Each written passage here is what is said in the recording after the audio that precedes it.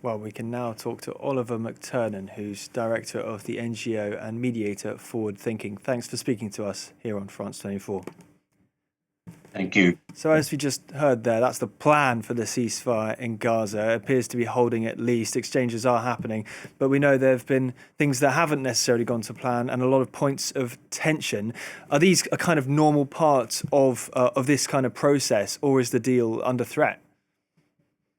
Well, I think it's both. The answer to your question. On the one hand, yes, you can expect these sort of difficulties. And sometimes they're put there because there are people who perhaps are not fully in agreement with the deal. And I would say that's pretty obvious from the comments we're getting from the Israeli side. But on the other hand, there is always a danger, and I think I don't think the present conditions and the constant commentary is conducive for negotiations to secure the second phase of the deal. That's what would worry me at the moment. What do you mean exactly by the constant commentary? From whom? Well, you have Smotrich saying that if the war doesn't continue, he will bring down the government. You have several, even a Likud member saying that yesterday.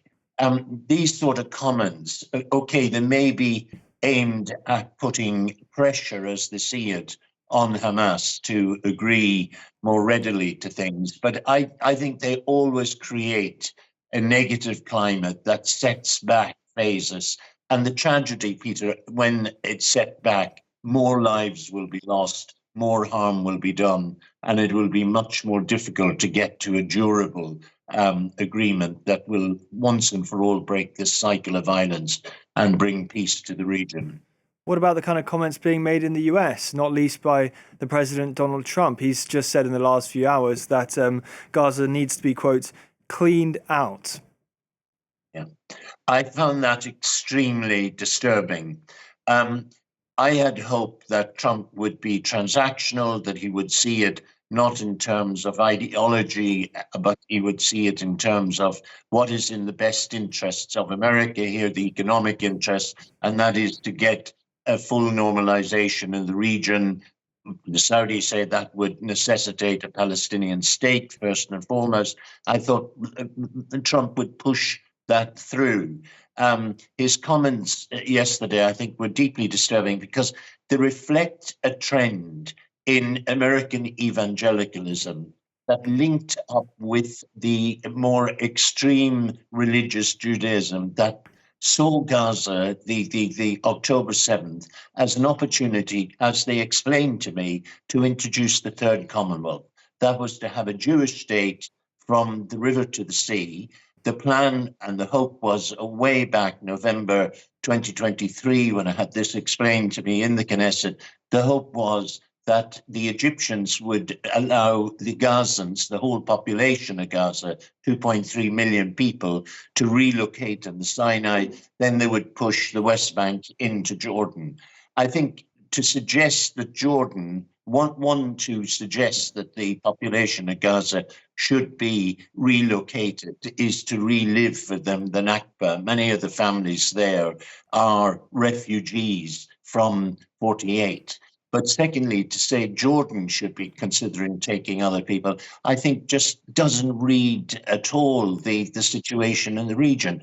Jordan has stretched itself in accommodating numerous Palestinian refugees over a long period. And I think it is totally unreasonable to expect the Jordanians sort of to concede to that. And again, I can't see the Egyptians agreeing either. So I think he is just airing out what he's heard from, I hope this is it, he's just giving expression to what he's heard in conversation from this group of, I would say, extreme evangelicals who are in alliance with the religious nationalists in Israel and seeing this as an opportunity to fulfill biblical promises.